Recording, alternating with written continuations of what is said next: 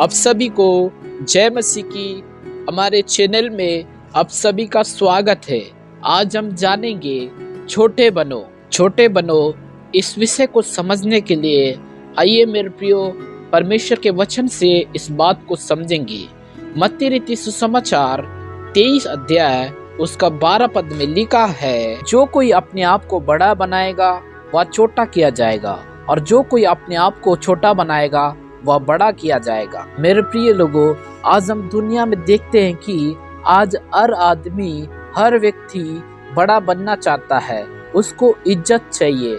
या हमारे मिट्टी का शरीर जो बहुत ही जल्दी मिट्टी में मिल जाने वाला है, इसको भी इज्जत चाहिए। यीशु के चेले भी आपस में बातचीत करते हैं और कहते हैं कि हम में बड़ा कौन है, क्योंकि वचन में लिखा है, लूका रीति सुसमाचार 22 अध्याय 24 पद में लिखा है, उनमें यह वाद विवाद भी हुआ कि उनमें से कौन बड़ा समझा जाता है।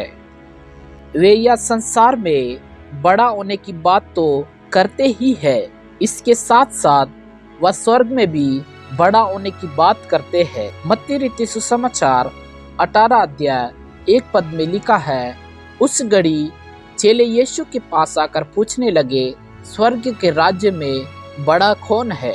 आज इंसान केवल इस पृथ्वी पर इसी चक्कर में रहता है कि बड़ा कैसे बनूं। याकूब और योना यीशु के पास आकर कहते हैं कि स्वर्ग में हम दोनों भाइयों को अपने साथ अपने सिंहासन पर दाहिने या बाएं बैठाना। मरकुस 10 अध्याय उसका 37 पद में लिखा है, उन्होंने उससे कहा, हमें याद दे कि तेरी महिमा में हम में से एक तेरे दाहिने और दूसरा तेरे बाएं बैठे। परंतु यीशु मसीह कहते हैं कि बड़ा बनने के लिए छोटा बनना पड़ेगा। यीशु मसीह ने केवल कहा ही नहीं परंतु करके भी बताया। उन्होंने अपने चेलों के पांव धोए। हमेशा छोटा बड़े के पांव धोता है।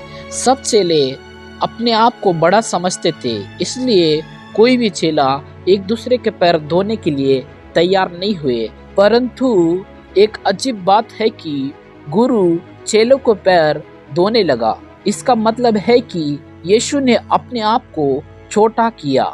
यीशु ने अपने चेलों के पैरों को कैसे धोया, इस घटना के बारे में योना रीति सुसमाचार 13 अध्याय उसका 4 पद से 15 पद में लिखा है, क्योंकि प्रभु यीशु मसीह कहते हैं कि तुम मुझे गुरु और प्रभु कहते हो, और ठीक ही कहते हो, क्योंकि मैं वही हूँ।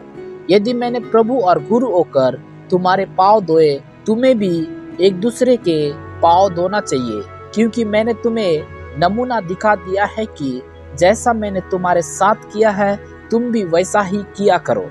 यीशु मसीह कहता है कि मैं तुम्हारे बीच में सेवक के समान हूँ। लूका रीति सुसमाचार 22 अध्याय उसके 27 पद में लिखा है, क्योंकि बड़ा कौन है, वह जो भोजन पर बैठा है या वह जो सेवा करता है? क्या वह नहीं जो भोजन पर बैठा है? परंतु मैं तुम्हारे बीच में सेवक के समान हूँ। मेरे प्रियो, यीशु स्वर्ग और पृथ्वी का मालिक है, परंतु उसने अपने सारे अधिकार छोड़ दिए और अपने आप को ऐसा शून्य कर दिया और दास का स्वरूप धारण किया और परमेश्वर होते हुए मनुष्य बन गया, और यहाँ तक आज्ञाकारी रहा कि क्रूस की मृत्यु भी सह ली। फिलिपियों 2 अध्याय उसका 4 पद से 8 पद में लिखा है, जैसा मसीह यीशु का स्वभाव था वैसा ही तुम्हारा भी स्वभाव हो, जिसने परमेश्वर के स्वरूप में होकर भी परमेश्वर के तुल्य होने को अपने वश में रखने की वस्तु ना समझा, परंतु अपने आप को ऐसा शून्य कर दिया और दास का स्वरूप धारण किया और मनुष्य की समानता में हो गया, और मनुष्य के रूप में प्रकट होकर अपने आप को दीन किया और यहाँ तक आज्ञाकारी रहा कि क्रूस की मृत्यु भी सह ली। एक प्रभु के दास ने अपने आप को ऐसा नम्र किया और कहा कि सचमुच मैं जानवर हूँ।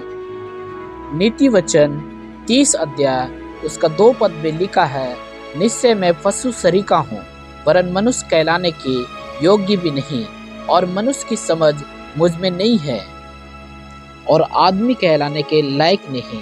आज कोई कहता है कि मैं डॉक्टर हूँ, कोई कहता है कि मैं वकील हूँ और कोई कहता है कि मैं पादरी हूँ।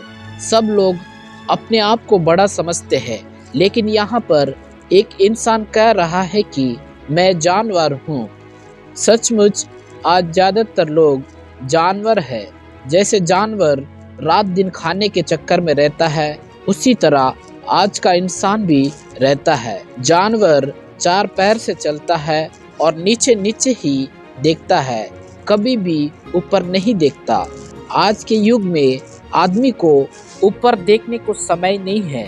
रात दिन नीचे नीचे संसार की चीजों में व्यस्त रहता है, परंतु हम तो ऊपर के हैं, इसलिए हमें ऊपर की तरफ, स्वर्ग की तरफ देखना चाहिए। कुलोसियों की पत्री 3 अध्याय 1 पद से 3 पद में लिखा है, अतः जब तुम मसीह के साथ जिलाए गए तो स्वर्गीय वस्तुओं की खोज में रहो, जहाँ मसीह विद्यमान है और परमेश्वर की दाहिनी ओर बैठा है। पृथ्वी पर की नहीं परंतु स्वर्गीय वस्तुओं पर ध्यान लगाओ, क्योंकि तुम तो मर गए और तुम्हारा जीवन मसीह के साथ परमेश्वर में छिपा हुआ है। सबसे पहले हमें छोटा बनकर अपने पापों को मान लेना है, तब हमारे पाप यीशु के लहू से धुल जाएंगे और हम स्वर्ग में बड़े किए जाएंगे।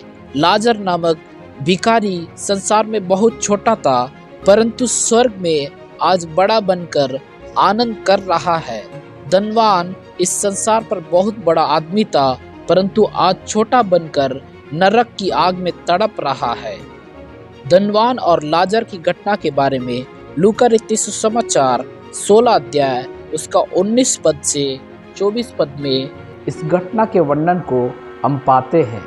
संसार में छोटे बनना है, क्योंकि यहाँ हमारा कुछ भी नहीं है।